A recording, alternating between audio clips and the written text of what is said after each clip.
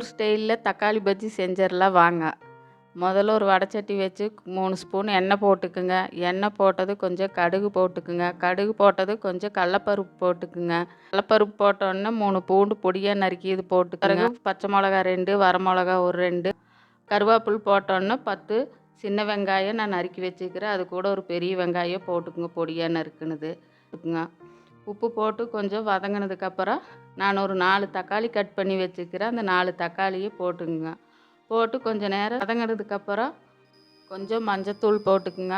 1 spoon மிளகாத்தூள் போட்டுக்குங்க. கொஞ்சம் சாம்பார் பொடி போட்டுக்குங்க.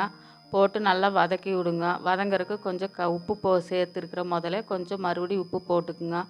கொஞ்சம் நல்லா வதங்கினதுக்கப்புறம் நாம் ஒரு 3 டம்ளர் தண்ணி ஊற்றிருக்குறோம்.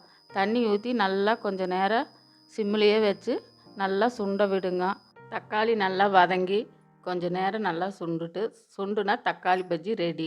இட்லி, தோசை, சப்பாத்திக்கெல்லாம் ஜம்முன்னு இருக்குது. சாப்பிட்டு பாருங்கள்.